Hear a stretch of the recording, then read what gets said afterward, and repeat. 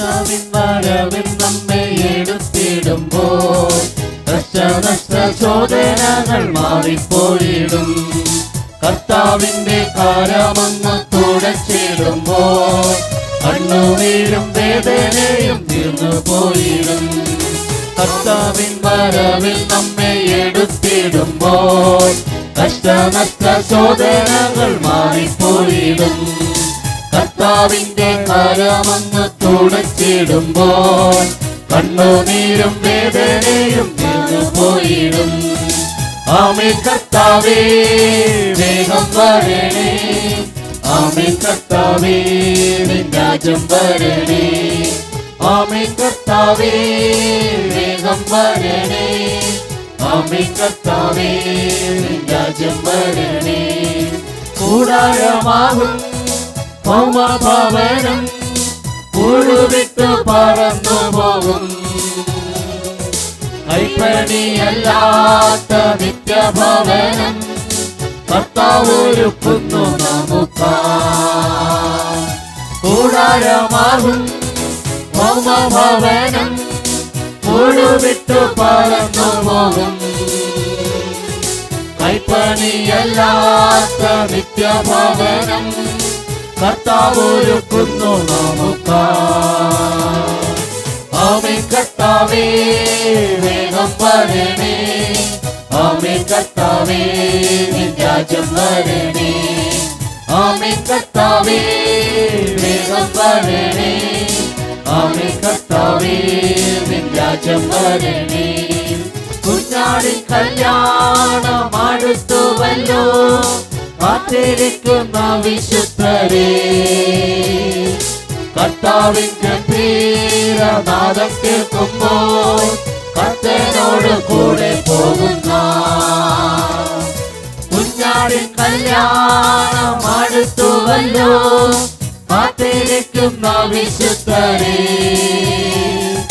കർത്താവിൻ ഗംഭീരനാദം കേൾക്കുമ്പോൾ കർത്തനോട് കൂടെ പോകുന്ന ആമേൻ കർത്താവേ വേഗം വരണേ, ആമേൻ കർത്താവേ നിൻ രാജ്യം വരണേ, ആമേൻ കർത്താവേ വേഗം വരണേ, ആമേൻ കർത്താവേ നിൻ രാജ്യം വരണേ. കാലം കഴിയും ഈ ലോകമഴിയും, കാണുന്നതെല്ലാം മാറിപ്പോയിടും. കർത്താവിൻ യുഗം വെളിപ്പെടുമ്പോൾ കാണും തിരുമുഖം നിത്യമായി. കാലമഴിയും ഈ ലോകമഴിയും, കാണുന്നതെല്ലാം മാറിപ്പോയിടും. കർത്താവിൻ യുഗം വെളിപ്പെടുമ്പോൾ കാണും തിരുമുഖം നിത്യമായി. ആമേൻ കർത്താവേ വേഗം വരണേ, ആമേൻ കർത്താവേ നിൻ രാജ്യം വരണേ, ആമേൻ കർത്താവേ വേഗം വരണേ, ആമേൻ കർത്താവേ നിൻ രാജ്യം വരണേ. ആമേൻ പറഞ്ഞവർക്കായിട്ട് ദൈവത്തിന് നന്ദിയോടെ സ്തോത്രം ചെയ്യുന്നു. ഇന്ന് രാത്രി നമ്മൾ എഴുന്നേറ്റ് നിന്ന് ത്രിയേക ദൈവത്തിന് സ്തുതി. അനുഗ്രഹിക്കപ്പെട്ട ഈ കൂട്ടായ്മയിൽ വന്ന് സംബന്ധിപ്പാനായിട്ടിടയാകുന്നത് ഓർത്ത് ദൈവത്തെ സ്തുതിക്കുകയാണ്. പ്രത്യേകിച്ച് യൂണിയൻ ക്രിസ്ത്യൻ പ്രയർ ഈ ദേശത്ത് നൽകുന്നതായ അനുഗ്രഹീതമായ നേതൃത്വം, പ്രിയപ്പെട്ട രാജാനെയും ലാലിച്ചാനെയൊക്കെ ഓർത്ത് ഞാൻ ദൈവത്തെ സ്തുതിക്കുകയാണ്. അവർക്ക് ദൈവം കൊടുത്തതായ കൃപാവരങ്ങൾ ജ്വലിപ്പിച്ച് എല്ലാ ചൊവ്വാഴ്ചയും ഇപ്രകാരം ഈ അനുഗ്രഹീതമായ കൂട്ടായ്മ മുടങ്ങിപ്പോകാതെ ക്രമീകരിക്കുന്നത് ഓർത്ത് ദൈവത്തെ സ്തുതിക്കുന്നു.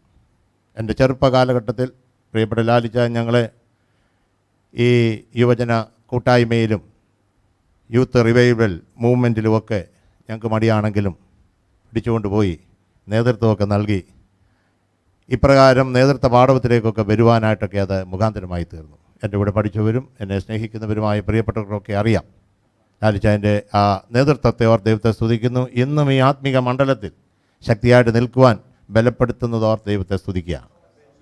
അതുപോലെ തന്നെ പ്രിയപ്പെട്ട രായിച്ചായൻ സൗദിയുടെ പ്രദേശത്ത് അനുഗ്രഹീതമായ ശുശ്രൂഷ ദൈവമക്കൾക്ക് പകർന്നു കൊടുത്തത്, ഞാനിങ്ങനെ പല സ്ഥലങ്ങളിലൊക്കെ പോകുമ്പോൾ രായിച്ചാൻ്റെ ശുശ്രൂഷ, സൗദിയിലെ ശുശ്രൂഷകളെക്കുറിച്ച് പല ആളുകൾ എന്നോട് സൂചിപ്പിച്ചിട്ടുണ്ട്. നാട്ടിൽ വന്നു കഴിഞ്ഞപ്പോൾ അതിലുപരിയായിട്ട് ഇപ്രകാരം ഒരു കൂട്ടായ്മയുടെ ക്രമീകരിക്കുകയും രാവും പകലും ഈ ചൊവ്വാഴ്ച പ്രോഗ്രാം കഴിഞ്ഞാൽ ഇനി അടുത്ത ചൊവ്വാഴ്ചത്തെ പരിപാടിയെക്കുറിച്ചാണ് രായിച്ചാൻ്റെ ചിന്തയും ക്രമീകരണങ്ങളും എല്ലാം.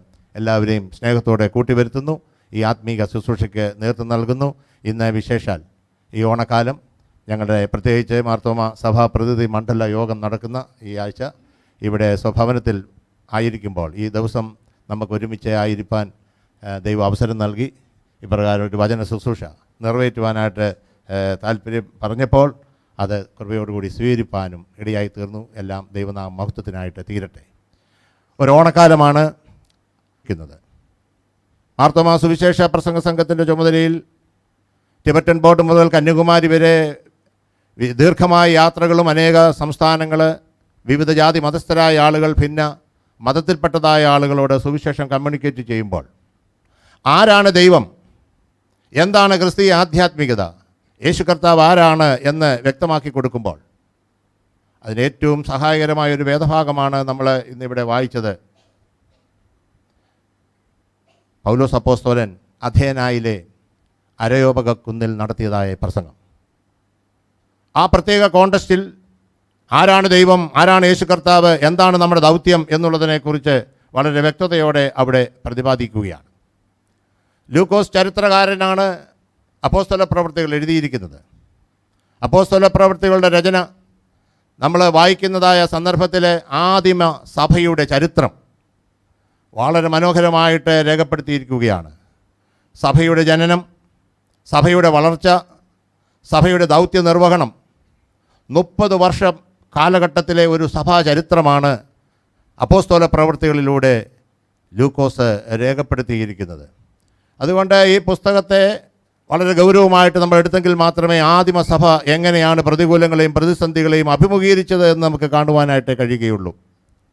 സഭാപിതാക്കന്മാർ ഈ അപ്പോസ്തല പ്രവൃത്തികൾക്ക് ഇട്ടിരിക്കുന്ന പേര് പരിശുദ്ധാത്മാവിൻ്റെ സുവിശേഷമെന്നാണ്. അരയോപക കുന്നിൽ പ്രസംഗിച്ചതായ പൗലോസ് തൻ്റെ പ്രസംഗത്തിൽ അത് നിങ്ങൾ ശ്രദ്ധിച്ചു കാണും. ആ പ്രസംഗത്തിൽ രേഖപ്പെടുത്തിയിരിക്കുന്നതായ സംഗതികൾ. പൗലോസിൻ്റെ പ്രസംഗം, അപ്പോസ്തല പ്രവൃത്തികൾ നമ്മൾ പരിശോധിക്കുമ്പോൾ പല പ്രസംഗങ്ങൾ കാണുവാനായിട്ട് കഴിയും. പത്രോസിൻ്റെ പ്രസംഗമുണ്ട്, പൗലോസിൻ്റെ പ്രസംഗമുണ്ട്, സ്തേഫാനോസിൻ്റെ പ്രസംഗമുണ്ട്. സ്തേഫാനോസിനെ കല്ലെറിഞ്ഞ് കൊല്ലുമ്പോൾ സ്തേഫാനോസിൻ്റെ വസ്ത്രം സൂക്ഷിച്ചതായ ശൗൽ, സ്തേഫാനോസിൻ്റെ രൂപവും അവൻ്റെ മുഖത്തെ ഭാവവും അവൻ ഈ പ്രതികൂലവും പ്രതിസന്ധിയും അഭിമുഖീകരിക്കുന്നത് എങ്ങനെയാകുന്നു എന്ന് വളരെ വ്യക്തതയോടെ മനസ്സിലാക്കിക്കൊണ്ട് സ്വർഗത്തിലേക്ക് നോക്കി ഈ പീഡാസഹനങ്ങളെ ഏറ്റുവാങ്ങുന്ന സ്തേഫാനോസിനെ ഒരുപക്ഷെങ്കിൽ ശൗൽ ദർശിച്ചു കാണും. ദമസ്കോസിലേക്ക് പോയപ്പോൾ ആ ദൈവിക ഇടപെടലിലൂടെ ശൗൽ രൂപാന്തരപ്പെട്ട് പൗലോസായിട്ട് മാറുകയാണ്. അപ്പോസ്തല പ്രവൃത്തികളിൽ നമ്മൾ 1007 വാക്യങ്ങൾ, 28 അധ്യായങ്ങൾ, അതിൽ 310 വാക്യങ്ങളിലും പ്രസംഗങ്ങളാണ് രേഖപ്പെടുത്തിയിട്ടുള്ളത്. 130 ഉദ്ധരണികൾ ഈ അപ്പോസ്തല പ്രവൃത്തികളിൽ രേഖപ്പെടുത്തിയിട്ടുണ്ട്. എബ്രായ വേദപുസ്തകത്തിൽ നിന്നുമാണ് ഈ 130 ഉദ്ധരണികളും ചേർത്തിരിക്കുന്നത്.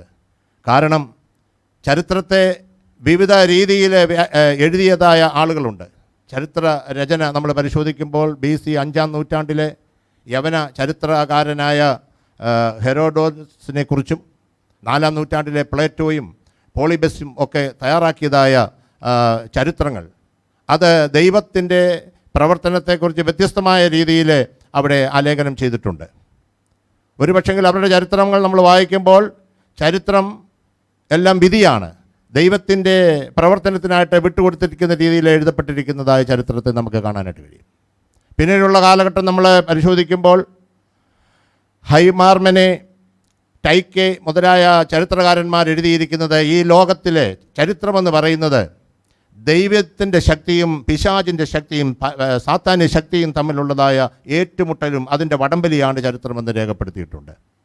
ഇവിടെ അപ്പോസ്തല പ്രവൃത്തികൾ നമ്മൾ വായിക്കുന്നതായ സന്ദർഭത്തിൽ എപ്പിക്കുര്യസിനോടും സ്റ്റോയിക് തത്വചിന്തകരോടും ഏറ്റുമുട്ടുന്നതായ പൗലോസിൻ്റെ ശൈലി, യവനായ തത്വ രംഗത്ത് വളരെ പ്രാഗൽഭ്യം നേടിയതായ വ്യക്തികളെ സമീപിക്കുമ്പോൾ ഈ എബ്രായ വേദപുസ്തകത്തിൽ നിന്ന് തന്നെ അതിൻ്റെ ഉദ്ധരണികൾ എടുത്തുകൊണ്ട് ആരാണ് ദൈവം, ആരാണ് യേശുക്രിസ്തു, എന്താണ് നമ്മളുടെ ജീവിതത്തിൽ ദൈവത്തിന് നമ്മളെക്കുറിച്ചുള്ള ഉദ്ദേശം, അതുകൊണ്ട് ക്രിയേറ്റർ, സേവിയർ, ജഡ്ജ്, ഈ 3 രീതിയിലാകുന്നു ഈ പ്രഭാഷണത്തിൽ നമുക്ക് കാണുവാനായിട്ട് കഴിയുന്നത്. കർത്താവുമായിട്ടുള്ള ബന്ധത്തിൽ നാം ഈ ഭൂമിയിൽ ജീവിക്കുമ്പോൾ യഥാർത്ഥ ദൈവത്തെ കണ്ടെത്തുവാനും ആ ദൈവത്തിൻ്റെ മുഖത്തേക്ക് നോക്കി അനുഗ്രഹീതമായ ജീവിതം നയിക്കുവാനും ഈ പ്രഭാഷണം നമുക്ക് അനുഗ്രഹത്തിന് മുഖാന്തരമായിട്ട് തീരും. ഈ വേദഭാഗത്തിലേക്ക് നമ്മളെ കണ്ണോടിക്കുന്നതായ സന്ദർഭത്തിൽ ഇവിടെ വളരെ സുന്ദരമായി ഈ വേദഭാഗം ഇവിടെ വായിച്ച് കേൾപ്പിച്ചു. 17-ാം അധ്യായം 16 മുതൽ 34 വരെയുള്ളതായ വാക്യങ്ങൾ. അതിലെ അരോപക കുന്നിന്മേൽ പൗലോസ് നിർവഹിക്കുന്നതായ പ്രസംഗം രേഖപ്പെടുത്തിയിരിക്കുന്നത് 22 മുതലുള്ളതായ വാക്യങ്ങളിലാണ്. അതുകൊണ്ട് ഈ വേദഭാഗത്ത് 23-ാമത്തെ വാക്യത്തിൽ ഞാൻ ചുറ്റി നടന്ന് നിങ്ങളുടെ പൂജാസ്ഥലങ്ങളെ നോക്കുമ്പോൾ അജ്ഞാത ദേവന് എന്ന് എഴുത്തുള്ളതായ ഒരു വേദിക്കല്ല് കണ്ടു. എന്നാൽ നിങ്ങൾ അറിയാതെ പൂജിക്കുന്നത് തന്നെ ഞാൻ നിങ്ങളോട് അറിയിക്കുന്നു. ഈ പൗലോസിൻ്റെ ഈ പ്രസംഗം നമ്മൾ എടുക്കുമ്പോൾ ആദ്യം അതിനൊരു മുഖവരയാണ്, ഒരു ഇൻട്രഡക്ഷൻ. ഞാൻ ചുറ്റി നടന്ന് നിങ്ങളുടെ പൂജാസ്ഥലങ്ങളെ നോക്കുമ്പോൾ എന്ന് ഒക്കെ പറഞ്ഞുകൊണ്ടുള്ളതായ ഒരു ഇൻട്രഡക്ഷൻ നമുക്ക് ഇവിടെ കാണുവാനായിട്ട് കഴിയും. എങ്ങനെയാണ് സുവിശേഷത്തിൻ്റെ സന്ദേശം, സുവിശേഷം അറിയാത്തതായ ഒരു പൊതുസമൂഹത്തിൽ പൗലോസ് നൽകിയത് എന്നുള്ളത് ഈ വേദഭാഗത്ത് കാണാം. അവരെ അരയോപക കുന്നിലെ ആളുകളെ അഭിസംബോധന ചെയ്തുകൊണ്ട് പൗലോസ് പറയുകയാണ്, നിങ്ങളെല്ലാറ്റിലും അതിഭക്തന്മാർ. കുറ്റപ്പെടുത്തിക്കൊണ്ടുള്ളതായ ഒരു പ്രസ്താവനയല്ല, നിങ്ങളെല്ലാറ്റിലും അതിഭക്തന്മാർ. ഗ്രീക്ക്, റോമൻ ദൈവങ്ങളെ ആരാധിച്ചുകൊണ്ടിരുന്നതായ ഒരു ജനസമൂഹത്തെ അഭിസംബോധന ചെയ്തുകൊണ്ട് അപ്പോസ്തലൻ പറയുകയാണ്, നിങ്ങൾ എല്ലാറ്റിലും അതിഭക്തന്മാർ.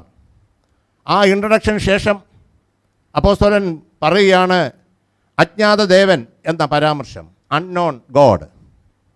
മൂന്നാമതായിട്ട് ദ റെവലേഷൻ ഓഫ് ഗോഡ്, ദൈവത്തിൻ്റെ വെളിപ്പാട് ഇവിടെ നൽകി കൊടുക്കുന്നു. അതുകൊണ്ട് പൗലോസിൻ്റെ സുവിശേഷ പ്രവർത്തനത്തിൽ സുവിശേഷ സംവേദനത്തിന് ഒരു പുതിയ ശൈലിയാണ് ഈ വേദഭാഗത്ത് നമുക്ക് കാണുവാനായിട്ട് കഴിയുന്നത്. സുവിശേഷ സംവേദനത്തിന് ഒരു നവശൈലി, ഒരു പുതിയ മാർഗം. അഥേന പട്ടണം പുരാതന ഗ്രീസിൻ്റെ തലസ്ഥാന നഗരിയായിട്ട് അറിയപ്പെടുന്നതായ സ്ഥലമാണ് ഈ അഥേന പട്ടണം. അഥേന പട്ടണം തത്വജ്ഞാനികളുടെയും നിയമ ഉപദേശകരുടെയും ശാസ്ത്ര സാങ്കേതിക വിദ്യയിൽ നൈപുണ്യം നേടിയവരുടെയും ഒരു ഇടമായിരുന്നു ഈ അഥേന പട്ടണം. BC 3000 മുതൽ ജനങ്ങൾ അഥേനയിൽ പാർക്കുന്നുണ്ടായിരുന്നു. BC 400 ഈ പട്ടണം ഗ്രീസിലെ ഒരു പ്രധാനപ്പെട്ട കേന്ദ്രമായിരുന്നു. ഗ്രീക്കുകാരും റോമാക്കാരും അവരുടെ ദേവന്മാരെ ആരാധിക്കുന്നതിനായിട്ട് ക്ഷേത്രങ്ങളും ബിംബങ്ങളും പണി കഴിപ്പിച്ചിരുന്നതായ ഈ സ്ഥലം ഇവിടെ നമ്മൾ വായിക്കുന്നുണ്ട്. അഥേനയിൽ പൗലോസ് അവർക്കായി കാത്തിരിക്കുമ്പോൾ നഗരത്തിൽ ബിംബങ്ങൾ നിറഞ്ഞിരിക്കുന്നത് കണ്ട് മനസ്സിന് ചൂട് പിടിച്ചു എന്ന് ഈ വേദഭാഗത്ത് വായിക്കുന്നു. പൗലോസ് അപ്പോസ്തലൻ തൻ്റെ രണ്ടാമത്തെ മിഷണറി യാത്രയിൽ തെസ്സലോനിക്കയിലും അഥേനയിലും സുവിശേഷ പ്രഘോഷണത്തിനായിട്ട് എത്തുമ്പോഴാണ് ഈ കാര്യങ്ങൾ ദർശിക്കുന്നത് എന്ന് നമുക്കിതിൻ്റെ പശ്ചാത്തലം നോക്കിയാൽ മനസ്സിലാക്കുവാനായിട്ട് സാധിക്കും. ഗ്രീക്കുകാരും റോമാക്കാരും അവരുടെ ദൈവത്തെ ആരാധിക്കുന്നതായ ആ സ്ഥലത്ത് അവരുടെ ക്ഷേത്രത്തിൻ്റെ സമീപത്ത് അവിടെ പ്രത്യേകമായിട്ട് രേഖപ്പെടുത്തിയിട്ടുണ്ട് ചന്തസ്ഥലം. ചന്തസ്ഥലം പൊതുജീവിതത്തിൻ്റെ രംഗമാണ്. അതിനടുത്താണ് ക്ഷേത്രങ്ങൾ നിലനിൽക്കുന്നത്.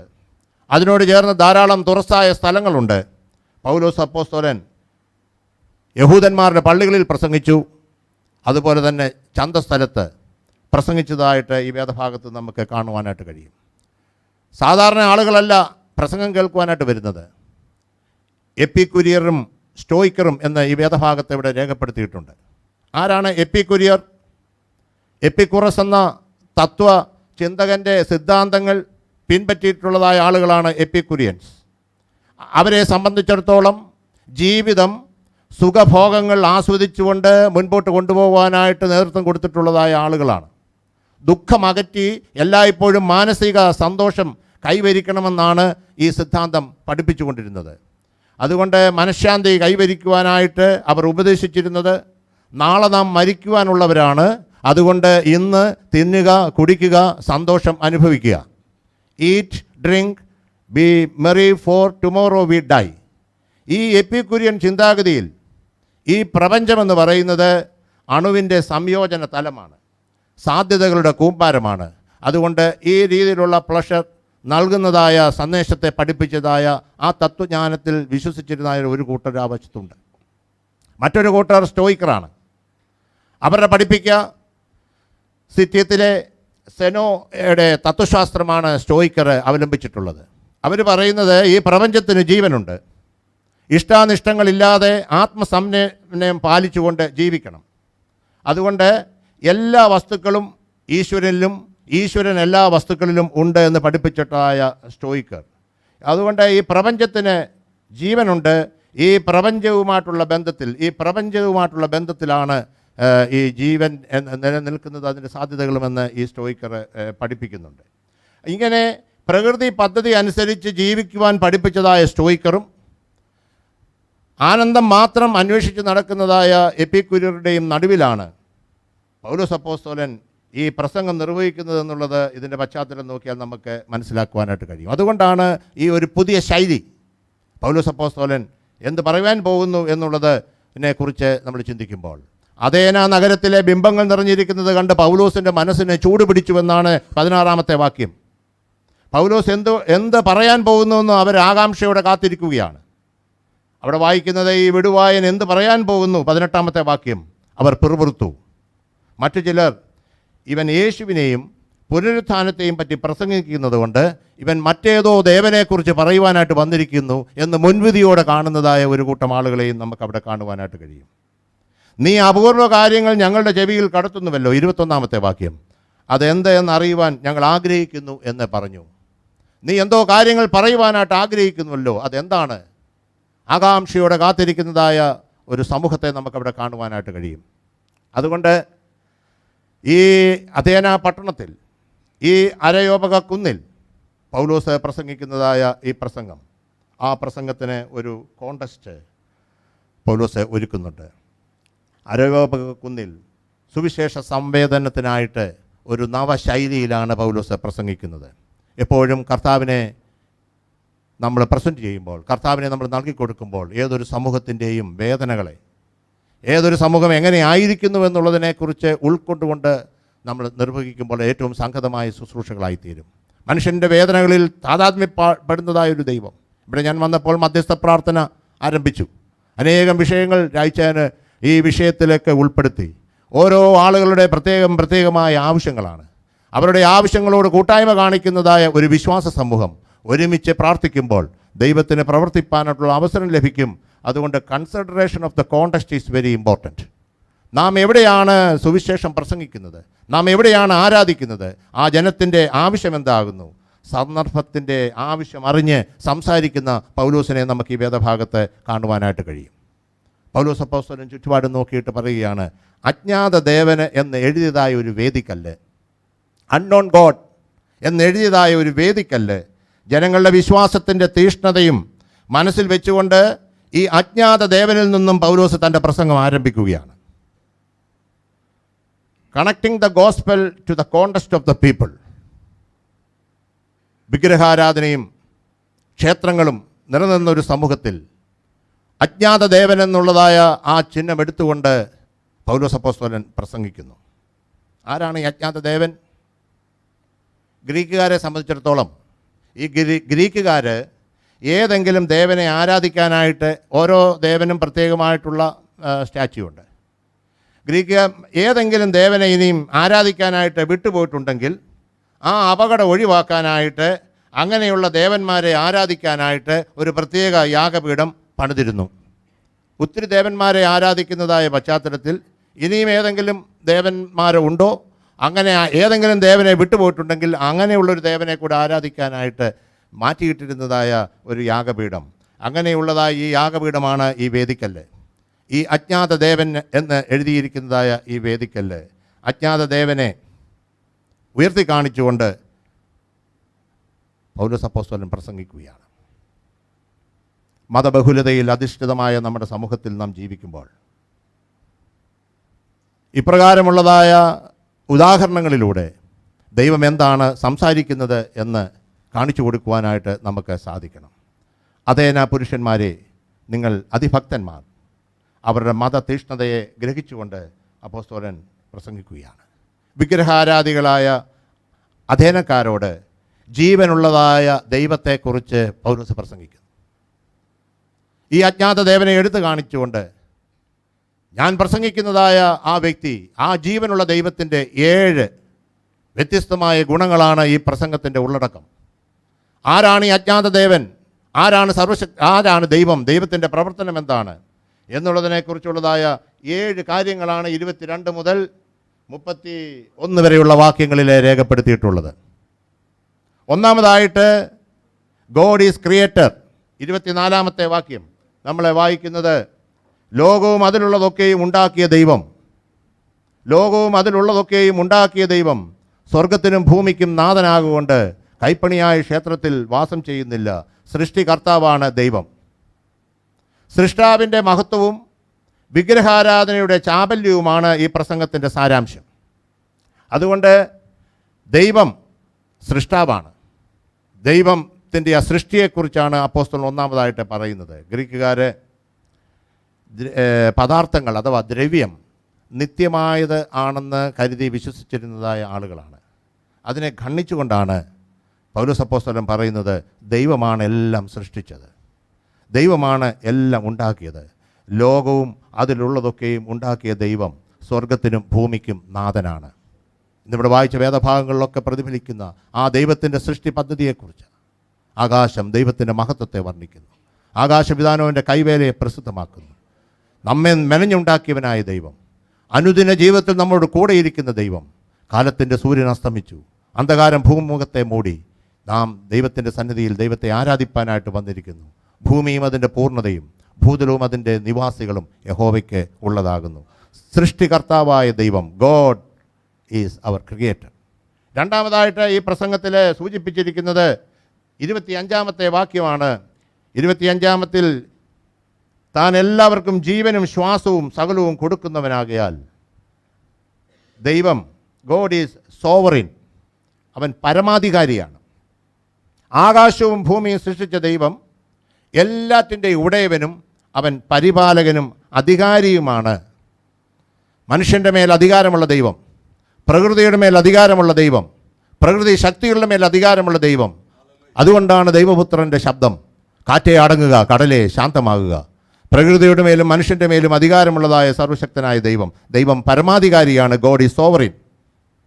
മൂന്നാമതായിട്ട് ഈ വേദഭാഗത്ത് ദൈവത്തെക്കുറിച്ച് പറയുന്നത്, ദൈവം ആത്മാവാകുന്നു.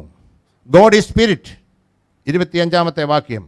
25-ാമത്തെ വാക്യത്തിൽ ജീവനും ശ്വാസവും സകലവും കൊടുക്കുന്നവനാകയാൽ വല്ലതിനും മുട്ടുള്ളവൻ എന്ന പോലെ മനുഷ്യ കൈകളാൽ ശുശ്രൂഷ ആവശ്യപ്പെടുന്നില്ല. ദൈവം ആത്മാവാണ്. അതുകൊണ്ട് ഈ ദൈവത്തെ മനുഷ്യൻ്റെ മനോദർപ്പണത്തിലോ മനുഷ്യൻ്റെ കരങ്ങൾ കൊണ്ട് ഉണ്ടാക്കുന്നതായ ഒരു വസ്തുവിന്മേലോ ഈ ദൈവത്തെ ഒതുക്കുവാനായിട്ട് സാധ്യമല്ല. ദൈവത്തെക്കുറിച്ചുള്ളതായ ദർശനം അത് മനോദർപ്പണത്തിലൂടെ ആകാം. മെൻ്റൽ, ആരാണ് ദൈവം, എന്താണ് ദൈവം, നമ്മുടെ മെൻ്റൽ ചിന്താഗതിയിൽ ആ ദൈവത്തെക്കുറിച്ച് നമുക്കൊരു ഭാവന കാണും.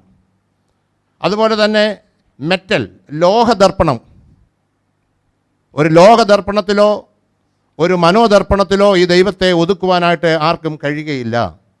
അതുകൊണ്ട് വിഗ്രഹങ്ങളെക്കുറിച്ച് പറയുന്നത്, മനുഷ്യരുടെ കൈപ്പണിയായ ക്ഷേത്രത്തിൽ ദൈവം വസിക്കുന്നില്ല. അത്യുന്നതനായ ദൈവം നമ്മുടെ ഭൗതിക വീക്ഷണത്തിൽ ഒതുങ്ങുന്നില്ല എന്നുള്ള ദർശനമാണ് പൗലോസ് മൂന്നാമതായിട്ട് ഇവിടെ നൽകുന്നത്. വിഗ്രഹമെന്ന് പറയുന്നത് ദൈവത്തെ പരിമിതപ്പെടുത്തുകയാണ്. മനുഷ്യനുണ്ടാക്കിയ വെള്ളി കൊണ്ടും പൊന്നുകൊണ്ടും ഉണ്ടാക്കിയിരിക്കുന്ന വിഗ്രഹങ്ങളിലേക്ക് ഒരിക്കലും അഖിലാണ്ടത്തിൻ്റെ ഉടയവനും പരമാധികാരിയും സർവശക്തനും ആത്മാവുമായിരിക്കുന്ന ദൈവത്തെ ഒതുക്കുവാനായിട്ട് ആർക്കും സാധ്യമല്ല എന്നുള്ള ആ വലിയ സന്ദേശം ഈ തത്വജ്ഞാനികളുടെ ഇടയിൽ പൗലോസ് അപ്പോസ്തലൻ പറയുകയാണ്. ദൈവം ആത്മാവാകുന്നു. God is spirit. നാലാമത്തെ പരിമാണം, ദൈവം സ്വയം പര്യാപ്തനാണ്. God is sufficient. 25-ാമത്തെ വാക്യത്തിലുണ്ട്, ദൈവം മനുഷ്യരുടെ കൈകളാൽ ശുശ്രൂഷ ആവശ്യപ്പെടുന്നില്ല. അതായത് അഥേനക്കാർ വിശ്വസിച്ചിരുന്നത് ദൈവത്തിന് നമ്മൾ കൊടുക്കുന്നതിന് പകരമാണ് ദൈവം ദാനങ്ങൾ നൽകുന്നതെന്നാണ്. ഒത്തിരി ആളുകൾ നമ്മളും അങ്ങനെ തന്നെ ദൈവത്തിന് നമ്മൾ കൊടുക്കുന്നതനുസരിച്ചാണ് ദൈവം ദാനങ്ങൾ നൽകുന്നത് എന്നാണ്. പൗലോസ് അപ്പോസ്തലൻ ഇവിടെ പറയുകയാണ്, ദൈവം എല്ലാവർക്കും ജീവനും ശ്വാസവും സകലവും കൊടുക്കുന്നവനാകുന്നു. ദൈവം മനുഷ്യ കൈകളാൽ ശുശ്രൂഷ ആവശ്യപ്പെടുന്നില്ല. അതുകൊണ്ട് ദൈവത്തെ നാം മനസ്സിലാക്കുമ്പോൾ നമ്മൾ കൊടുക്കുന്നത് കൊണ്ട് പ്രവർത്തിക്കുന്നവനല്ല ദൈവം. എന്നാൽ ദൈവം എല്ലാവരെയും നോക്കുന്നു, ദൈവം എല്ലാവരെയും കാണുന്നു, ദൈവം എല്ലാവരെയും കേൾക്കുന്നു. ദൈവം കാണുന്നവനാ, ദൈവം കേൾക്കുന്നവനാ. ദൈവം എന്നെ കാണുന്നു എന്ന് പറഞ്ഞുകൊണ്ടാണ് ആ ഹാഗാർ എന്ന് പറയുന്ന അടിമ പെൺകുട്ടി ദൈവത്തിനൊരു പേരിട്ടു. ഹാഗാർ ദൈവത്തിനിട്ട പേരാണ് എൽ റോയി. ദൈവം എന്നെ കാണുന്നു. അബ്രഹാമിൻ്റെ ഭവനത്തിൽ നിന്നും പുറപ്പെട്ടു പോകുന്നതായ ഹാഗാറിനെ കാണുന്ന ദൈവം എന്നെ കണ്ടതുകൊണ്ട് അവളിട്ട പേരാണ് എൽ റോയി. ദൈവം എന്നെ കാണുന്നു. ഹാഗാറിൻ്റെ കുഞ്ഞ് ഇസ്മായേലിൻ്റെ മരുഭൂമിയിലെ നിലവിളി ദൈവം കേട്ടു, ഉറവ തുറന്നു കൊടുത്തു. ദൈവം കാണുകയും കേൾക്കുകയും ഒക്കെ ചെയ്യുന്നവനാണ്. ആ ദൈവത്തെ കാണുവാനും മനസ്സിലാക്കുവാനും ഈ അജ്ഞാത ദേവൻ്റെ വേദിക്കൽ ഉയർത്തിക്കൊണ്ട് പൗലോസ് അപ്പോസ്തലൻ പ്രസംഗിക്കുകയാണ്. ദൈവം സ്വയം പര്യാപ്തനാണ്. അവൻ എല്ലാവരെയും കാണുകയും എല്ലാവരെയും സ്നേഹിക്കുകയും ചെയ്യുന്ന ദൈവമാണ്. അഞ്ചാമത്തെ ഗുണം എന്ന് പറയുന്നത്, ഈ ദൈവം ജീവൻ നൽകി ജീവനെ നിലനിർത്തുന്നവനായ ദൈവം. God is sustainer of life. മനുഷ്യജാതിയുടെ നിവാസത്തിനും അതിരുകളും കാലങ്ങളും അവൻ നിശ്ചയിച്ചിരിക്കുന്നു. അവൻ ജീവനെ നിലനിർത്തുന്നവനും രാജ്യങ്ങളെ നിയന്ത്രിക്കുന്നവനുമായ ഭരണാധികാരി കൂടിയാണ് എന്ന അപ്പോസ്തലൻ ഇവിടെ രേഖപ്പെടുത്തിയിരിക്കുകയാണ്. സകല സൃഷ്ടിയും നിലനിൽപ്പിനായി ദൈവത്തെ ആശ്രയിക്കുന്നു. നമ്മൾ ദൈവത്തിൽ നിന്ന് ഉത്ഭവിച്ചവരാണ്. അവൻ സർവ്വത്തിനും മുമ്പേ ഉള്ളവൻ. അവൻ സകലത്തിനും ആധാരമായിരിക്കുന്നു. അവൻ ബലവാന്മാരെ സിംഹാസനത്തിൽ നിന്നും മറിച്ചിട്ടിട്ട് താണവരെ ഉയർത്തുന്നു. രാജാക്കന്മാരെ ഉയർത്തുകയും താഴ്ത്തുകയും ഭരണകൂടങ്ങളെ സ്ഥാപിക്കുകയും ഇറക്കുകയും ചെയ്യുന്ന ദൈവത്തിൻ്റെ പ്രവർത്തന പദ്ധതിയാണ്. ദൈവം എങ്ങനെയൊക്കെ ലോകത്തിൻ്റെ ചരിത്രത്തിൽ ഇടപെട്ടു എന്നുള്ളതാണ് വേദപുസ്തക ചരിത്രം. വേദപുസ്തകത്തിൽ നമ്മൾ വായിക്കുമ്പോൾ ദൈവത്തിൻ്റെ ഇടപെടൽ വിവിധ സംഭവങ്ങളിലൂടെ, ഹിസ്റ്ററിയിലൂടെ ഒക്കെ നമുക്കത് മനസ്സിലാക്കുവാനായിട്ട് സാധിക്കും. ആറാമതായിട്ട്, God is present and available. ദൈവം സമീപസ്ഥനാണ്, ദൈവം പ്രാപ്യനാണ്. ഉന്നതവാനായ ദൈവം, നമ്മൾ വായിച്ച സങ്കീർത്തനത്തിൽ മഹാദയയും ദീർഘക്ഷമയും കരുണയും കൃപയുമുള്ളവനായ ദൈവം, അവൻ സമീപസ്ഥനായ ദൈവമാണ്. God is present and available. അവൻ നമ്മിൽ ആർക്കും അകന്നിരിക്കുന്ന ദൈവമല്ല. 27-ാം വാക്യത്തിൽ വായിക്കുന്നത്, അവനിലല്ലോ നാം ജീവിക്കുകയും ചരിക്കുകയും ഇരിക്കുകയും ചെയ്യുന്നത്. കൊട്ടേഷനാണ്. എബ്രായ വേദഭാഗത്തു നിന്നും രേഖപ്പെടുത്തിയിരിക്കുന്ന ഒരു കൊട്ടേഷൻ അതേപടി പൗലോസ് അപ്പോസ്തലൻ ഇവിടെ രേഖപ്പെടുത്തിക്കൊണ്ട് പറയുകയാണ്, അവനിലല്ലോ നാം ജീവിക്കുകയും ചരിക്കുകയും ഇരിക്കുകയും ചെയ്യുന്നത്. ദൈവം നമ്മുടെ പിതാവും നാം അവൻ്റെ മക്കളുമാകുന്നു. അവസാനമായിട്ട് 7-ാമത്തെ ഗുണമായിട്ട് പറഞ്ഞിരിക്കുന്നത് 31-ാമത്തെ വാക്യമാണ്. താൻ നിയമിച്ച പുരുഷൻ മുഖാന്തരം ലോകത്തെ നീതിയിൽ ന്യായം വിധിപ്പാൻ അവനൊരു ദിവസത്തെ നിശ്ചയിച്ചു. അവനെ മരിച്ചവരിൽ നിന്നും ഉയർത്തെഴുന്നേൽപ്പിച്ചതിനാൽ എല്ലാവർക്കും അതിൻ്റെ ഉറപ്പ് നൽകിയിരിക്കുന്നു. ദൈവം ന്യായവിധി നടത്തുന്നവനാണ്. God is the judge. തങ്ങളുടെ അറിവില്ലായ്മ കൊണ്ട് ചെയ്തതായ തെറ്റുകളെ ദൈവം ക്ഷമിക്കുമെന്ന് പൗലോസ് ഇവിടെ ഉറപ്പ് പറഞ്ഞിട്ടാണ് ഇത് പറയുന്നത്. 30-ാമത്തെ വാക്യത്തിൽ, എന്നാൽ അറിവില്ലായ്മയുടെ കാലങ്ങളെ ദൈവം ലക്ഷ്യമാക്കാതെ ഇപ്പോൾ എല്ലായിടത്തും എല്ലാവരും മാനസാന്തരപ്പെടണമെന്ന് മനുഷ്യരോട് കൽപ്പിക്കുന്നു. ഇപ്പോൾ എല്ലായിടത്തും എല്ലാവരും മാനസാന്തരപ്പെടണം. ന്യായം വിധിക്കുന്നവനായ ഒരു കർത്താവ്. താൻ നിയമിച്ച പുരുഷൻ മുഖാന്തരം ലോകത്തെ നീതിയിൽ ന്യായം വിധിപ്പാൻ അവൻ ഒരു ദിവസത്തെ നിശ്ചയിച്ചിരിക്കുന്നു. നോക്കണം, അജ്ഞാത ദേവൻ ആ വേദിക്കൽ ഉയർത്തിക്കൊണ്ട് സൃഷ്ടാവായ ദൈവത്തെക്കുറിച്ചും അവൻ ഉയർത്തിയിരിക്കുന്നതായ പുരുഷൻ രക്ഷകനായ യേശു കർത്താവിനെക്കുറിച്ചും അവനിലൂടെ നടത്തുവാനായിട്ട് ദൈവം ആഗ്രഹിക്കുന്ന ന്യായവിധിയെക്കുറിച്ചും ഈ ആളുകളോട് അരേകോപകുന്നിൽ പൗലോസ് അപ്പോസ്തലൻ പറയുകയാണ്. ക്രിസ്തുവിനെ അറിയാത്തതായ, അജ്ഞാത ദേവൻ ആരെന്നറിയാത്തതായ ഒരു സമൂഹത്തോട് യേശു ആരാകുന്നു, യേശു കർത്താവിലൂടെയുള്ള ജീവിതം എന്താകുന്നു, അവൻ പൂർണ്ണ ദൈവവും പൂർണ്ണ മനുഷ്യനുമാകുന്നു. പിതാവും പുത്രനും പരിശുദ്ധാത്മാവും ആയ ദൈവത്തെ പരിചയപ്പെടുത്തി കൊടുത്തുകൊണ്ട് ഈ വലിയ സന്ദേശത്തെ അവിടെ കൊടുക്കുകയാണ്. ലൂക്കോസ് എഴുതിയ സുവിശേഷം, അതിൻ്റെ തുടർച്ചയായ അപ്പോസ്തല പ്രവൃത്തികൾ. ലൂക്കോസ് എഴുതിയ സുവിശേഷത്തിൽ മുഖ്യ പ്രാധാന്യമെന്ന് പറയുന്നത് യേശു കർത്താവിൻ്റെ ജഡധാരണമാണ്. അവൻ ഭൂമിയിലേക്ക് ഇറങ്ങി വന്നു മനുഷ്യജാതിയെ വീണ്ടെടുപ്പാൻ. ലോകത്തിൻ്റെ വീണ്ടെടുപ്പ്, ആ രക്ഷണ്യ സുവിശേഷം പ്രഘോഷിക്കുവാൻ, അത് സാധ്യമാക്കുവാൻ ലൂക്കോസ് സുവിശേഷങ്ങൾ എഴുതി. അതിൻ്റെ തുടർച്ചയായിട്ട് അപ്പോസ്തല പ്രവൃത്തികളിൽ ലൂക്കോസ് മുഖ്യ പ്രാധാന്യം കൊടുക്കുന്നത് അവൻ മരിച്ച് അടക്കപ്പെട്ട ദൈവമല്ല, അവൻ ഉയർത്തെഴുന്നേറ്റിരിക്കുന്നു. ഉയർത്തെഴുന്നേറ്റ് പിതാവിൻ്റെ വലത്തുഭാഗത്തായിരിക്കുന്നു. നമ്മളോടൊപ്പം അവൻ്റെ സാന്നിധ്യത്താൽ നമ്മെ അനുഗ്രഹിക്കുന്നവനായ ദൈവം, ആ ഉയർത്തെഴുന്നേൽപ്പിൻ്റെ ആ സന്ദേശമാണ്. ആദിമസഭ ലോകത്തോട് പറഞ്ഞത് ഈ ഉയർത്തെഴുന്നേൽപ്പിൻ്റെ സന്ദേശമാണ്. അവൻ എല്ലാവരെയും രക്ഷിക്കുന്ന ദൈവമാണ്. രക്ഷണ്യ പ്രവർത്തനം യേശുക്രിസ്തുവിലൂടെ ഉദ്ഘാടനം ചെയ്യപ്പെട്ടു. അതിൻ്റെ പ്രഘോഷകരായിട്ടാണ് സഭാ ദൗത്യവുമായിട്ട് അപ്പോസ്തലന്മാർ ചുറ്റി സഞ്ചരിച്ചത്. ഈ 7 കൂട്ടം കാര്യങ്ങൾ അപ്പോസ്തലൻ അഥേനയിലെ അരയോപക കുന്നിലെ ആളുകളോട് സംസാരിച്ചു കഴിഞ്ഞപ്പോൾ, അടുത്ത ഭാഗം നമ്മൾ വായിക്കുന്നതായ സന്ദർഭത്തിൽ യേശു മരിച്ചുവെന്നും പുനരുദ്ധാനം ചെയ്തുവെന്ന് കേട്ടപ്പോൾ അവിടെ കൂടിയിരുന്ന ആളുകളൊക്കെ എന്ത് ചെയ്തു? അവർ പരിഹസിച്ചു. മറ്റു ചിലർ എന്ത് ചെയ്തു? ഞങ്ങൾ ഇതിനെപ്പറ്റി പിന്നെയും നിൻ്റെ പ്രസംഗം കേൾക്കാം. അന്നേരം ഒരു തീരുമാനമൊന്നും എടുക്കുന്നില്ല. എന്നാൽ 34-ാമത്തെ വാക്യത്തിൽ ചില പുരുഷന്മാർ അവനോട് ചേർന്നു ഈ പറഞ്ഞതിനെ വിശ്വസിച്ചു. അവരിൽ അരയോഗസ്ഥാനിയായ ദിയോന്യോസ്യൂസും ദമരിയസ് എന്ന സ്ത്രീയും ഉൾപ്പെടുന്നു. അവരിൽ പ്രധാനികൾ ദിയോനോസ്യൂസ്, അരയോപക സ്ഥാനിയായ പ്രമാണികളിൽ ഒരുവനായ ദിയോനോസ്യൂസ്, ഡയനീഷ്യസ് എന്ന് പറയുന്നതായ വ്യക്തിയും അതുപോലെ ദമരീസ് എന്ന് പറയുന്നതായ സ്ത്രീയും അവിടെ കർത്താവിൻ്റെ ഈ വചനം കേട്ട് രൂപാന്തരത്തിൻ്റെ അനുഭവത്തിലേക്ക് വന്നു. 33-ാമത്തെ വാക്യത്തിൽ നമ്മൾ വായിക്കുന്നു, അങ്ങനെ പൗലോസ് അവരുടെ നടുവിൽ നിന്ന് പോയി.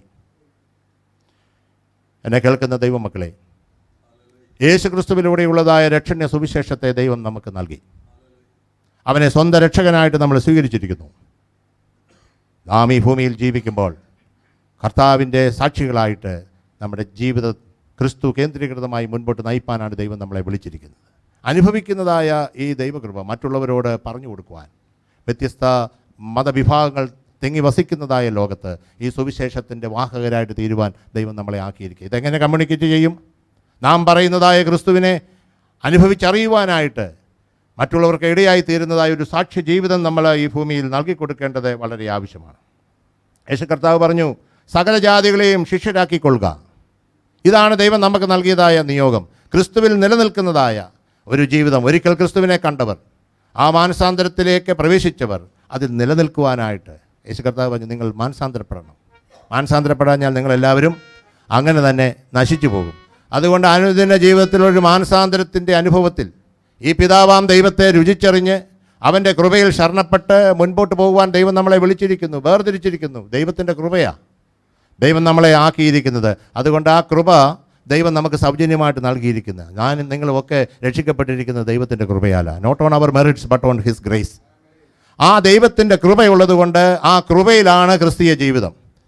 ആ കൃപയിൽ നിലനിന്നുകൊണ്ട് കർത്താവിൽ ജീവിച്ച് കർത്തൃസന്നിധിയിലേക്ക് വാങ്ങിപ്പോകണം. അതാണ് ഓരോ വ്യക്തിയുടെയും ജീവിതത്തിൽ ദൈവം ആഗ്രഹിക്കുന്നത്. എന്നാൽ ഈ ലോകത്ത്, ഈ ദുഷ്ടലോകത്ത്, ഈ പ്രതിസന്ധികളും പ്രശ്നങ്ങളും പൈശാചിക ആലോചനകളും ശക്തികളും നിറഞ്ഞു നിൽക്കുന്ന ലോകത്ത് ഈ കൃപ ചിലപ്പം നമ്മളിൽ നിന്ന് മാറിപ്പോകും. പാപം ചെയ്യുന്നത് കൊണ്ടല്ല കൃപ നഷ്ടപ്പെടുന്നത്. കൃപ നഷ്ടപ്പെടുന്നത് കൊണ്ടാണ് നാം പലപ്പോഴും ദൈവസന്നിധിയിൽ നിന്നും അകന്നകന്ന് പോകുന്നത്. ദൈവം സൗജന്യമായിട്ട് നൽകി നമ്മെ രക്ഷകൻ്റെ ആ സന്നിധിയിലേക്ക് ദൈവം നമ്മളെ ആക്കിയിരിക്കുക. ആ കൃപയിൽ അന്ത്യത്തോളം നിലനിൽക്കണം. പൗലോസ് അപ്പോസ്തലൻ തൻ്റെ ലേഖനത്തിലുടനീളം പറയുന്നുണ്ട്, നിങ്ങൾക്ക് ലഭിച്ച വിളിയും തെരഞ്ഞെടുപ്പും ശ്രദ്ധയോടെ കരുതി അതിൽ നിലനിൽക്കുന്നവരായിരിപ്പീൻ. ഒരിക്കൽ കേട്ടതുകൊണ്ടല്ല, ഒരിക്കൽ സമർപ്പിച്ചതുകൊണ്ടല്ല, നിലനിൽക്കുന്ന അനുഭവത്തിലേക്ക് നാം മുൻപോട്ട് പോകുവാനായിട്ട് നമുക്കിടയായി തീരണമെങ്കിൽ ആ കൃപ നിലനിർത്തിക്കൊണ്ട് പോകണം. ആ കൃപ നിലനിർത്തുവാനായിട്ട് കൂട്ടായ്മ ആവശ്യമാണ്, പ്രാർത്ഥന ആവശ്യമാണ്, വചന പഠനം ആവശ്യമാണ്, നല്ല നല്ല സൽപ്രവൃത്തികൾ ചെയ്ത് ജീവിക്കേണ്ടത് ആവശ്യമാണ്. യേശു കർത്താവിലൂടെ ദൈവം മനുഷ്യജാതിക്ക് നൽകിയതായ ആ ദൈവത്തിൻ്റെ കൃപ അവൻ നമ്മളെ വീണ്ടെടുത്തിരിക്കുന്നു. റോമാലേഖനത്തിൽ നമ്മൾ വായിക്കുന്നുണ്ട്, ദൈവത്തെ സ്നേഹിക്കുന്നവർക്ക് നിർണയപ്രകാരം വിളിക്കപ്പെട്ടവർക്ക് സകലവും നന്മയ്ക്കായി കൂടി വ്യാപരിപ്പിക്കുന്നതായ ദൈവം. അതുകൊണ്ട് ആ ദൈവത്തിൽ നമ്മൾ ശരണപ്പെടുക. ദൈവം തൻ്റെ നീതിയാൽ ആ കൃപ നമുക്ക് നൽകി. ആ ദൈവത്തിൻ്റെ നീതിയാണ്, ദൈവത്തിൻ്റെ പദ്ധതിയാണ്. അതിനെ മനസ്സിലാക്കിക്കൊണ്ടാണ് പൗലോസ് പ്രസംഗിക്കുന്നത്. കൊരിന്ത്യ ലേഖനത്തിൽ അപ്പോസ്തലൻ പറയുന്നുണ്ട്, ക്രൂശിൻ്റെ വചനം നശിച്ചു പോകുന്നവർക്ക് ഭോഷത്വവും രക്ഷിക്കപ്പെടുന്നവർക്ക് ദൈവശക്തിയുമാണ്. ഒരുപക്ഷെങ്കിൽ യഹൂദ ആ യവനായ തത്വചിന്തകർക്കാർക്ക് ഇത് മനസ്സിലാകുകയില്ല. അജ്ഞാത ദേവൻ ആരാകുന്നു എന്ന് പറഞ്ഞു കൊടുത്തിട്ട് ഈ കർത്താവ് ആരാകുന്നു, ക്രൂശിൻ്റെ വചനത്തിൻ്റെ പ്രസക്തി എന്താണ്, അവൻ മനുഷ്യജാതിയെ വീണ്ടെടുക്കുന്നു, ക്രൂശിൻ്റെ വചനം നശിച്ചു പോകുന്നവർക്ക് ഭോഷത്വം. പൗലോസിനോട് ചേർന്ന് നമുക്ക് പറയാം, സുവിശേഷത്തെക്കുറിച്ച് എനിക്ക് ലജ്ജയില്ല, അപമാനവും നിന്ദയും പരിഹാസവും ഒക്കെ ഏറ്റുവാങ്ങി. ഈ അപ്പോസ്തല പ്രവൃത്തികളുടെ പുസ്തകം മനസ്സിരുത്തി വായിക്കുമ്പോൾ ആദിമസഭയിലെ ഈ അപ്പോസ്തലന്മാർ അനുഭവിച്ച പീഡാസഹനങ്ങൾ എത്ര വലുതാണ്. എന്തിനു വേണ്ടി? ഈ ദൈവത്തെ അവർ കണ്ടെത്തി. ഇന്ന് ദൈവവിശ്വാസം കുറഞ്ഞു പോകുന്ന ലോകത്ത് നമ്മൾ ജീവിക്കുക. ഓരോ തലമുറകളിൽ നിന്നും ഈ വിശ്വാസത്തിൽ നിന്നും മാറി മാറിപ്പോകുന്നതായ തലമുറ വളർന്നു വരുന്നതായ ഈ ലോകത്ത് ഈ ദൈവത്തിങ്കിലേക്ക് ആകർഷിക്കപ്പെടുവാൻ നമ്മുടെ ജീവിതത്തിലൂടെ നമുക്ക് സാധിക്കണം. ഒരു പക്ഷെങ്കിൽ സയൻസ് നൽകുന്ന ഉത്തരമല്ല. വിശ്വാസത്തിൻ്റെ ഭാഷയിൽ ദൈവത്തെ നമ്മൾ മനസ്സിലാക്കുമ്പോൾ ദൈവം എന്നത് ആ ദൈവവിശ്വാസത്തെക്കുറിച്ച് വളരെ മോശമായി ചിത്രീകരിക്കുന്നതായ തത്വസംഹിതകളുണ്ട്, പ്രത്യേക ശാസ്ത്രങ്ങളുണ്ട്. ഈ പ്രപഞ്ചവും സയൻസ് എല്ലായ്പ്പോഴും പറയും പ്രപഞ്ചവും സർവ്വവസ്തുക്കളും ഒരു മൂലപദാർത്ഥത്തിൽ നിന്നും പരിണാമം മൂലം ഉണ്ടായത്. ജോഗ്രഫിയൊക്കെ പഠിച്ച ആളാണ് നമ്മുടെ ലാലിച്ചാൻ. ഇപ്പം പറയുന്നത് ബിഗ് ബാങ് തിയറി, മഹാവിസ്ഫോടനത്തിലൂടെയാണ് ഇതെല്ലാം ഉണ്ടായത്. 1382 കോടി വർഷങ്ങൾക്ക് മുമ്പ് ഒരു വലിയ വിസ്ഫോടനമുണ്ടായി. അത്യധികം സാന്ദ്രമായതും താപവത്തായ ഒരു അവസ്ഥയിൽ നിന്നും വികാസം പ്രാപിച്ച് ഈ ലോകമുണ്ടായി എന്ന് ശാസ്ത്രം പറയുന്നു. തത്വശാസ്ത്രങ്ങളും പരിണാമവാദവും ഉയർത്തിപ്പിടിക്കുന്നത് ആദ്യ പദാർത്ഥവും ആദ്യ ജീവകോശവും അതിൽ നിന്നുമാണ് ഇതെല്ലാം ഉണ്ടായത്. ഈ ആദ്യ ജീവകോശവും ആദ്യ പദാർത്ഥവും എങ്ങനെ ഉണ്ടായി എന്നുള്ളതിനെപ്പറ്റി ശാസ്ത്രം മൗനം പാലിക്കുകയാണ്. അതുകൊണ്ട് ശാസ്ത്രം തള്ളിക്കളയുന്നതായ ഈ സംഗതിയെക്കുറിച്ച് ദൈവത്തിൽ ആശ്രയിച്ച് ദൈവം ഉണ്ടോ ഇല്ലയോ എന്നുള്ളത് അനുഭവങ്ങളിലൂടെയാണ് ഈ ഭക്തന്മാർ പാടുകയും പ്രാർത്ഥിക്കുകയും ദൈവത്തിന് വേണ്ടി നിലകൊള്ളുകയും ചെയ്തതാണ് ഈ സഭയുടെ ജന്മം. അവർ ജയിലിൽ പോയി കിടന്നു, അവർ ഈ കർത്താവിനെ പ്രഘോഷിച്ചു, രക്തസാക്ഷിത്വ മരണം വരിച്ചു. എത്രയോ കൃത്യതയോടെ ഈ ദൈവിക ശക്തിയിൽ അവർ പ്രവർത്തിച്ചുവെന്ന് നമുക്ക് കാണുവാനായിട്ട് കഴിയും. ചില ഐഡിയോളജീസ് പറയും ദൈവവിശ്വാസമെന്ന് പറയുന്നത് വർഗസമരത്തിൻ്റെ സന്തതിയാണ്, വർഗസമരത്തിൽ നിന്നും ഉണ്ടായതാണ് ദൈവവിശ്വാസം. ഈ ചൂഷകരുടെ ചൂഷണത്തിനുള്ള ഉപാധി ആയിരുന്നില്ല ഈ ദൈവവിശ്വാസം. അത് അനുഭവിച്ചറിഞ്ഞ ജനതയാണ് ഇത് ലോകത്തോടെ കമ്മ്യൂണിക്കേറ്റ് ചെയ്തത്. അതുകൊണ്ട് ഈ വർഗസമരവും ചൂഷണ ഉപാധികളും നിലനിൽക്കുന്നതിന് വർഷങ്ങൾക്ക് മുമ്പ് തന്നെ ഈ ദൈവവിശ്വാസം നമുക്ക് വേദപുസ്തകത്തിലൂടെ കാണുവാനായിട്ട് കഴിയും. ക്രിസ്തീയ കാഴ്ചപ്പാടിൽ പിതാവും പുത്രനും പരിശുദ്ധാത്മാവുമായ ആ ത്രിയേക ദൈവം, ആ തൃത്വവിശ്വാസത്തിൽ ആ ദൈവത്തിൽ വസിച്ചുകൊണ്ട് ഈ ഭൂമിയിൽ അവൻ്റെ സാക്ഷികളായിട്ട് ജീവിപ്പാനും പ്രവർത്തിപ്പാനും നമുക്ക് ഇടയായിത്തീരണം. അതുകൊണ്ട് മനുഷ്യവംശത്തിൻ്റെ പാപം കഴുകുവാനായിട്ട് ദൈവത്തിൻ്റെ പദ്ധതി യേശുക്രിസ്തുവിലൂടെ ദൈവം ലോകത്തെ സ്നേഹിച്ചു.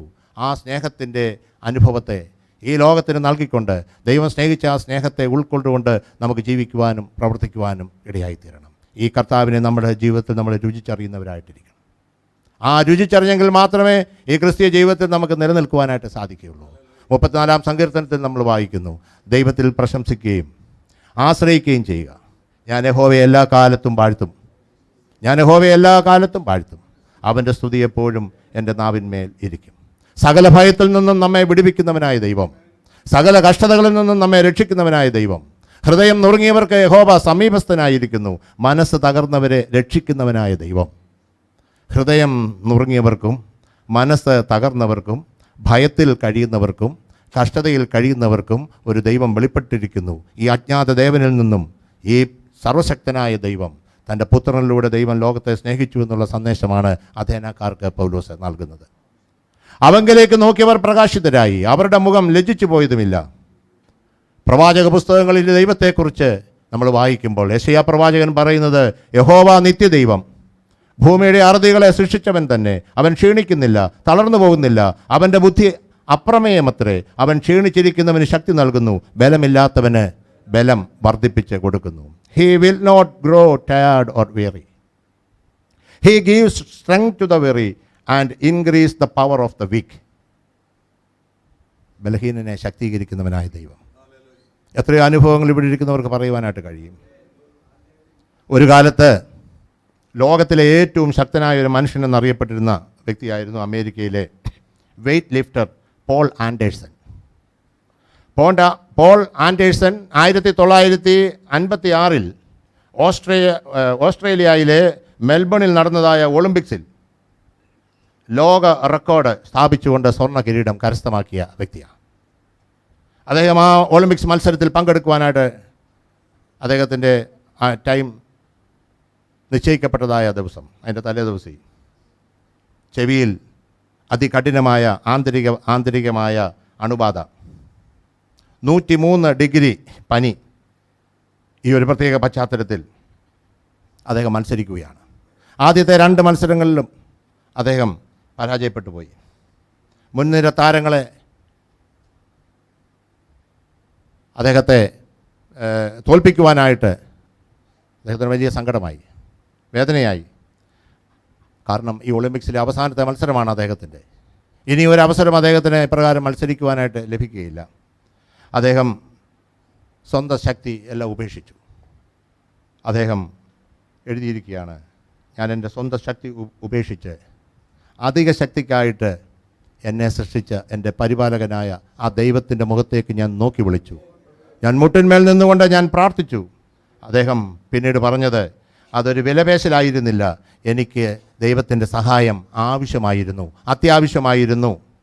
അവസാന റൗണ്ടിൽ അദ്ദേഹം ആ അവസാന ലിഫ്റ്റിൽ അദ്ദേഹം തൻ്റെ തലയ്ക്ക് മുകളിലേക്ക് 413.5 പൗണ്ട് ഉയർത്തി, 187.5 കിലോ ഭാരം ഉയർത്തി ലോകത്തിന് സ്വർണ്ണ ജേതാവായിട്ട് അദ്ദേഹം വിജയശ്രീലാളിതനായി തീർന്നു. Our Lord is the everlasting God, the creator of the ends of the earth. He gives strength to the weary and increase the power of the weak. എങ്കിലും യഹോവയെ കാത്തിരിക്കുന്നവർ ശക്തിയെ പുതുക്കും. അവർ കഴുകന്മാരെ പോലെ ചിറകടിച്ച് ഉയരും. ആ ദൈവത്തിൽ ആശ്രയിച്ച് മുൻപോട്ട് പോകുവാനായിട്ട് നമുക്ക് സാധിക്കണം. അഥേനയിൽ പൗലോസ് അപ്പോസ്തലൻ ഉയർത്തിയതായ ഈ സാക്ഷ്യം, എന്നെ കേൾക്കുന്ന പ്രിയപ്പെട്ടവരെ, ഈ കർത്താവ് നമ്മോട് സമീപസ്ഥനാണ്. അവൻ നമ്മുടെ പരിപാലകനാണ്. അവൻ നമ്മൾക്ക് ഏറ്റവും കരുണയും കൃപയും നിറഞ്ഞവനായ ദൈവമാണ്. യേശുക്രിസ്തുവിലൂടെ വെളിപ്പെട്ട ആ ദൈവത്തെ, നമ്മുടെ പിതാക്കന്മാർ ദർശിച്ച ദൈവത്തെ, നാം അനുഭവിച്ചറിയുന്ന ആ ദൈവത്തെ ജീവിതത്തിൻ്റെ അന്ത്യത്തോളം അവനെ കാത്ത് അവനിൽ ആശ്രയിച്ച് ജീവിപ്പാനായിട്ട് നമുക്ക് ഇടയാകണം. വിഗ്രഹങ്ങളും പൈശാചിക ശക്തിയും പാപവും നിറഞ്ഞ ലോകത്തിലാണ് ഞാനും നിങ്ങളും ജീവിക്കുന്നത്. പാപം നിറഞ്ഞതായ ഈ ലോകത്തിൽ എങ്ങനെ ഇതിനെ അതിജീവിക്കുവാനായിട്ട് കഴിയും? എന്താണ് പാപം? ദൈവത്തെക്കുറിച്ചുള്ള തെറ്റായ അറിവും ആ തെറ്റായ അറിവിൽ നിന്ന് ഉണ്ടാകുന്നതായ അവിശ്വാസവും ആ അവിശ്വാസത്തിൽ നിന്ന് ഉണ്ടാകുന്ന അകൽച്ചയും ആ അകൽച്ചയുടെ ഫലമായിട്ട് നഷ്ടപ്പെട്ടു പോകുന്ന കൃപയും ആ കൃപ നഷ്ടപ്പെട്ടു പോകുമ്പോൾ ചെയ്യുന്ന അകൃത്യവും, ഇതിൻ്റെ എല്ലാം ദുരന്ത ഫലമാണ് ഈ പാപമെന്ന് പറയുന്നത്. അതുകൊണ്ട് തെറ്റായ അറിവ്, ദൈവത്തെക്കുറിച്ചുള്ള തെറ്റായ അറിവ് അവിശ്വാസം വർദ്ധിപ്പിക്കും. അവിശ്വാസം നമ്മെ ദൈവത്തിൻ്റെ സന്നിധിയിൽ നിന്നും അകറ്റിക്കളയും. നാം ദൈവത്തിൻ്റെ സന്നിധിയിൽ നിന്നും അകന്നു മാറിയാൽ നമുക്ക് ദൈവം തന്നിരിക്കുന്ന കൃപ നഷ്ടപ്പെടും. ആ കൃപ നഷ്ടപ്പെടുന്നത് മൂലം അകൃത്യവും എന്തെല്ലാം പൈശാചിക പ്രവർത്തനങ്ങൾ. ഇന്ന് പല കുടുംബങ്ങളും പല സമൂഹങ്ങളും ഇന്ന് അകൃത്യത്തിൻ്റെ അനീതിയുടെ അനുഭവത്തിലേക്ക് പോകാനായിട്ട് കാരണം എന്താ? ദൈവകൃപ നഷ്ടപ്പെടുന്ന അനുഭവങ്ങളാണ്. ഇന്ന് പൊതുസമൂഹത്തിൽ വളർന്നു വരുന്ന യൗവന പ്രായത്തിലുള്ള ആളുകൾ മറ്റുള്ള ജനസമൂഹങ്ങളിൽ ഈ ദൈവത്തിൻ്റെ പ്രവർത്തനത്തെ വിസ്മരിച്ചുകൊണ്ട് ജീവിക്കുന്ന അനേകം ആളുകൾ. അതുകൊണ്ട് അവിശ്വാസത്തെ വിശ്വാസം കൊണ്ട് നേരിടണം. അസത്യത്വത്തെ സത്യം കൊണ്ട് നമുക്ക് അഭിമുഖീകരിക്കുവാനായിട്ടിടയായിത്തീരണം. അകന്നുപോയവനെ അടുപ്പിച്ചു കൊണ്ടുവരുവാനായിട്ട് നമുക്ക് സാധിക്കണം. നഷ്ടപ്പെട്ട ജീവൻ പുനരുത്ഥാനത്തിലൂടെ തിരിച്ചു കൊണ്ടുവരുവാനായിട്ട് നമുക്ക് സാധിക്കണം. അവൻ മരിച്ചു, അടക്കപ്പെട്ടു, ഉയർത്തെഴുന്നേറ്റിരിക്കും. ആ ഉയർത്തെഴുന്നേറ്റ കർത്താവിനെയാണ് നമ്മൾ പ്രഘോഷിക്കുന്നത്. ആ കർത്താവിനെ ഉയർപ്പിച്ച ആത്മാവ് നിങ്ങളിൽ വസിക്കുമ്പോൾ നിങ്ങളുടെ മർത്യ ശരീരങ്ങളെയും അവൻ ഉയർപ്പിക്കുമെന്നാണ് വേദപുസ്തകം നമ്മളെ പഠിപ്പിക്കുന്നത്. അതുകൊണ്ട് ദൈവം നിശ്ചയിച്ചിരിക്കുന്നതായ പുരുഷൻ, അവനിലൂടെ ഒരു ന്യായവിധിയെ ദൈവം നിശ്ചയിച്ചിരിക്കുന്നു. ലോകത്തെ നീതിയിൽ ന്യായം വിധിപ്പാൻ അവനൊരു ദിവസത്തെയും നിശ്ചയിച്ചിരിക്കുന്നു, യഹോവയുടെ നാൾ. അവനെ മരിച്ചവരിൽ നിന്നും ഉയർത്തെഴുന്നേൽപ്പിച്ചിരിക്കുന്നതിനാൽ എല്ലാവർക്കും അതിൻ്റെ ഉറപ്പ് നൽകിയിരിക്കുന്നു. ഒരു ദിവസം ദൈവം നിശ്ചയിച്ചിരിക്കുന്നു. ഒരു ന്യായവിധിക്കായിട്ടൊരു ദിവസം നിശ്ചയിച്ചിരിക്കുന്നു. ഇപ്പോൾ തന്നെ സുപ്രസാദകാലം, ഇപ്പോൾ തന്നെ രക്ഷാ ദിവസം. എന്താണ് ഈ വാക്കിൻ്റെ അർത്ഥം? ഇപ്പോൾ കർത്താവുമായിട്ടുള്ള ബന്ധത്തിൽ ജീവിക്കുന്നതാണ് സ്വർഗീയ അനുഭവം. ആ അനുഭവത്തിൽ ജീവിക്കുന്നത് ദൈവവുമായിട്ടുള്ള കൂട്ടായ്മയാണ്. അത് ദൈവത്തെ പ്രസാദിപ്പിക്കുന്ന അനുഭവമാണ്. ആ അനുഭവത്തിൽ ജീവിക്കുന്ന ഒരു വ്യക്തിക്ക് തൻ്റെ മരണം അവനെ ആ അനുഭവത്തിൻ്റെ തുടർച്ചയായിട്ട് മുന്നോട്ട് കൊണ്ടുപോവുക. മരണത്തിനപ്പുറം ആരംഭിക്കുന്നതല്ല. ഈ ഭൂമിയിൽ ദൈവം തന്നിരിക്കുന്നതായി ഈ ഭൂമിയിൽ ഈ കൃപ അനുഭവിച്ച്, ഈ രക്ഷയുടെ സന്തോഷം അനുഭവിച്ച്, ഈ സ്വർഗീയ വാസം ഈ ഭൂമിയിൽ ആനന്ദത്തോടെ അനുഭവിച്ചുകൊണ്ട് ആ കർത്തൃഭവനത്തിലേക്ക് ചേരുവാൻ നമുക്ക് സാധിക്കണം. ഈ ആത്മീക കൂട്ടങ്ങളും ഈ ആത്മീക പ്രവർത്തനങ്ങളും നമ്മളെ ഈ കൃപയിൽ നിലനിർത്തുവാനായിട്ട് മുഖാന്തരമായി തീരും. അതുകൊണ്ട് ഒരു നാൾ ദൈവം ന്യായം വിധിക്കുമ്പോൾ നാം നരകത്തിലാണോ സ്വർഗത്തിലാണോ എന്ന് ഇപ്പം തന്നെ നിശ്ചയിക്കാം. ഈ ഭൂമിയിലാണ് നാം നിശ്ചയിക്കേണ്ടത്, നാം നരകത്തിലാണോ സ്വർഗത്തിലാണോ പോകുന്നതെന്ന്. കർത്താവ് പറഞ്ഞിട്ടുണ്ട്, നീ വിധിക്കുന്ന വിധിയാൽ നീ വിധിക്കപ്പെടും. എന്താണ് വിധിക്കുന്നത്? ഇപ്പോൾ കർത്താവിനോടുകൂടാണോ, ഈ കൃപയിലാണോ, ഈ കൃപയിൽ ജീവിക്കുവാനായിട്ട് കർത്താവെ നീ എന്നെ സഹായിക്കുന്നുവോ? നിശ്ചയമായിട്ടും കർത്താവിനോടൊപ്പം ആ നിത്യജീവൻ്റെ അനുഭവത്തിലേക്ക് പ്രവേശിക്കുവാൻ നമുക്ക് സാധിക്കും. മരണകരമായ, നരകതുല്യമായ, പൈശാചികമായ അനുഭവങ്ങളുടെ മധ്യത്തിലൂടെ നമുക്ക് വേണമെങ്കിൽ ജീവിക്കാം. നന്മയും തിന്മയും തിരഞ്ഞെടുക്കാം. യേസും നോയും പറയാം. അത് നമ്മുടെ ഫ്രീവില്ല, ദൈവം നമുക്ക് തന്നിരിക്കുക. ഒന്നിൽ യേസ് പറയാം, അല്ലേ നോ പറയാം. ഒന്നിൽ കർത്താവിനോടുകൂടെ, അല്ലേ നരകത്തിൽ. കർത്താവുമായിട്ടുള്ള ബന്ധത്തിൽ കർത്താവെ ഈ കൃപയിൽ നിലനിന്ന് ആ നിത്യജീവനെ പ്രാപിപ്പാൻ എന്നെ നീ സഹായിക്കണമേ. ദൈവകൃപയിൽ നിലനിൽക്കുവാനായിട്ട് എന്നെ നീ ശക്തീകരിക്കണമേ. നമ്മുടെ ആധ്യാത്മിക ജീവിതത്തെ ശക്തിപ്പെടുത്തിക്കൊണ്ട് മുന്നോട്ട് പോകുവാൻ നമുക്കിടയായി തീരട്ടെ. അരയോപക കുന്നിൽ ഈ അധേനക്കാരോട് പൗലോസ് പറഞ്ഞു കൊടുത്തത് ഈ സൃഷ്ടാവായ ദൈവത്തെയാണ്. ആ ദൈവം യേശുക്രിസ്തുവിലൂടെ വെളിപ്പെട്ടിരിക്കുന്നു. അവൻ മരിച്ചു, അടക്കപ്പെട്ട്, ഉയർത്തെഴുന്നേറ്റിരിക്കുന്നു. ആ കൃപയിൽ നിലനിൽക്കുവാൻ ദൈവം സൗഭാഗ്യത്തെ ഒരുക്കിയിരിക്കുന്നു. പൗലോസ് തെസ്സലോനിക്കയിലും അഥേനയിലും ഈ സുവിശേഷം പറഞ്ഞിട്ട് അവിടെ നിന്ന് പോയി. തൻ്റെ മരണം വരെയും ഈ സുവിശേഷത്തിന് വേണ്ടി നിലകൊള്ളുവാനായിട്ട് ഇടയായി തീർന്നു. ദമസ്കോസിൽ നിന്നും തുടങ്ങിയ യാത്ര പൗലോസ് അഭംഗുരം മുൻപോട്ട് തുടരുകയാണ്. എത്രയോ ജയിൽവാസം, കപ്പൽ ഛേദം, റോമ കാരാഗ്രഹത്തിൽ കിടന്ന അനുഭവം. തൻ്റെ നിര്യാണകാലം അടുത്തപ്പോൾ പൗലോസ് പറഞ്ഞു, ഞാൻ നല്ല പോർ പൊരുതി ഓട്ടം തികച്ചു, വിശ്വാസം എൻ്റെ നിര്യാണകാലം അടുത്തിരിക്കുന്നു.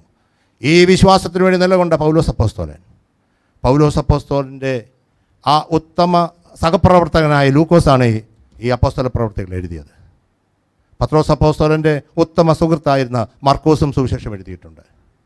ആദ്യത്തെ 4 സുവിശേഷങ്ങൾ നമ്മൾ വായിക്കുമ്പോൾ അതിൻ്റെ പിന്തുടർച്ചയായിട്ട് പൗലോസും പത്രോസും അവരുടെ ജീവിതത്തെ എങ്ങനെയാണ് ഈ കർത്താവിന് വേണ്ടി ജ്വലിച്ച് പ്രകാശിപ്പിച്ചത്. എന്നെ കേൾക്കുന്ന പ്രിയപ്പെട്ടവരെ, ഈ കാലഘട്ടത്തിൽ നമ്മൾ ജീവിക്കുമ്പോൾ ഈ കർത്താവിനെ ദൈവം നമുക്ക് പരിചയപ്പെടുത്തി തന്നു. അത് നമ്മുടെ ജീവിതത്തിൻ്റെ അനുഭവമായിരിക്കട്ടെ. ഇത് മറ്റുള്ളവരോട് പറയുവാൻ, വിവിധ മതസ്ഥരായ ആളുകളോട് പറയുവാൻ ദൈവം നമ്മളെ ആക്കിയിരിക്കുന്നു. ഒരിക്കലും കൃപ നഷ്ടപ്പെടുത്തി കളയരുത്. കൃപ നഷ്ടപ്പെടുത്തി പാപത്തിലേക്ക് വീണു പോകാതെ ആ കൃപയിൽ നിലനിന്നുകൊണ്ട് അന്ത്യത്തോളം കർത്താവിൻ്റെ സാക്ഷികളായിട്ട് നിൽക്കുമ്പോൾ ഈ പുത്രനിലൂടെ വിധിക്കപ്പെടുന്ന ന്യായവിധി നാളിൽ നമുക്ക് ആ സ്വർഗീയ സന്തോഷത്തിൻ്റെ കൂട്ടായ്മയിലേക്ക് പ്രവേശിക്കുവാൻ സാധിക്കും. നമ്മുടെ വാങ്ങിപ്പോയ പ്രിയപ്പെട്ടവർ, ഈ സത്യവിശ്വാസത്തിൽ നിലനിന്നവർ ആ കർത്താവിൻ്റെ സന്നിധിയിലായിരിക്കുന്നു എന്നുള്ള വിശ്വാസവും പ്രത്യാശയും മുറുകെ പിടിച്ചുകൊണ്ട് അവിടേക്ക് ചേരുവാൻ നമുക്ക് ഒരുങ്ങാം. ദൈവത്തിൻ്റെ ആത്മാവ് നമ്മളെല്ലാവരെയും സഹായിക്കുകയും ശക്തീകരിക്കുകയും ചെയ്യട്ടെ.